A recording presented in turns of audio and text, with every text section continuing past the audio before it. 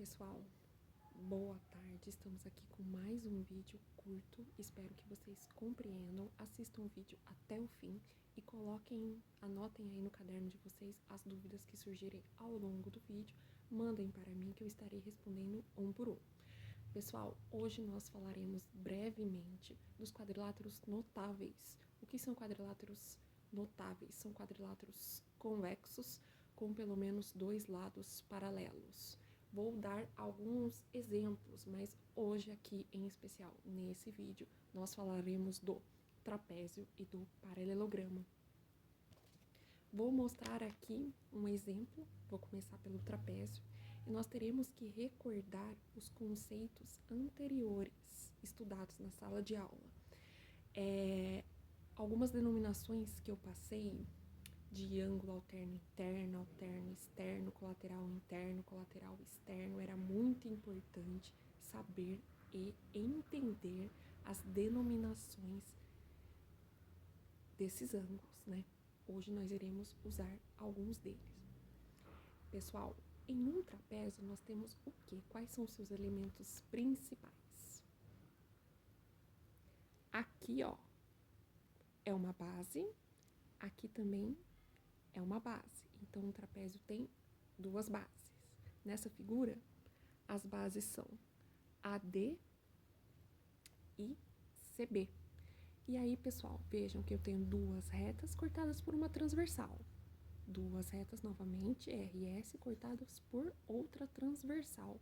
O que nos faz lembrar? Gente, vamos aqui, ó. Aqui, a transversal U. A transversal U corta as retas paralelas R e S.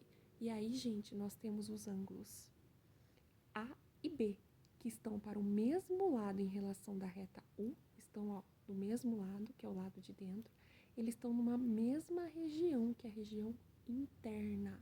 Se está no mesmo lado, na parte interna, eu tenho que lembrar do que? Colateral interno.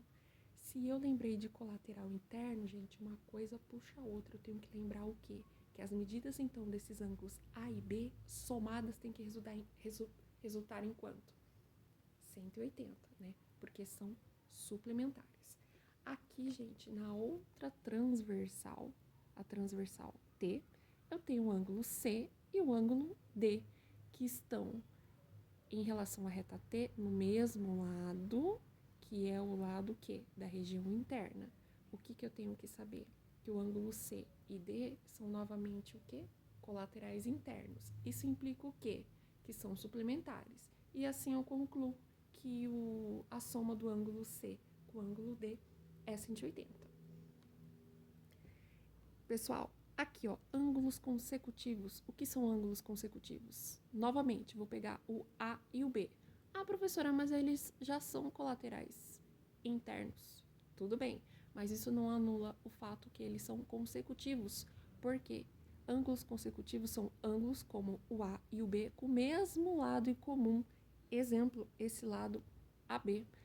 Assim como C e D também são consecutivos, porque têm em comum o mesmo lado, CD. O ângulo A e D também são consecutivos, porque tem esse lado em comum. E o ângulo C e B também são consecutivos. Ao contrário dessa definição que eu acabei de mostrar para vocês, que são ângulos consecutivos, eu tenho o quê? Ângulos opostos. Exemplo, ângulo A e o ângulo C não têm um lado em comum, então A e C são ângulos opostos. Tenho um exemplo aqui, ó, na prática, como podemos achar a medida dos ângulos de um trapézio. Vamos lá, usar os nossos conceitos anteriores. Esse ângulo aqui, ó, ele mede 100 e esse eu chamei de alfa, que é uma letra grega.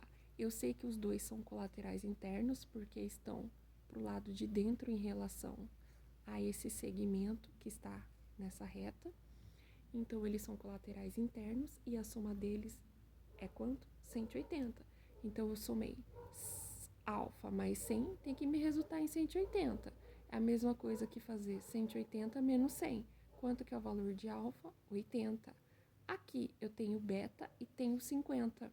Beta mais 50 tem que me resultar em 180, já que eles são colaterais internos, então eles são suplementares. É a mesma coisa que fazer 180 menos 50 e assim eu achei o valor do beta. Aqui, ó, gente, no paralelogramo,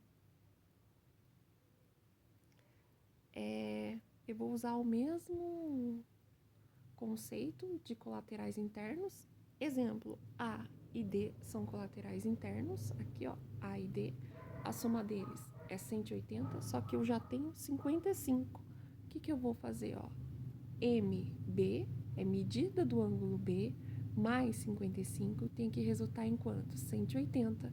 Então, é a mesma coisa que fazer 180 menos 55, a medida do ângulo D, perdão, que eu chamei de B, a medida do ângulo D é 125 graus.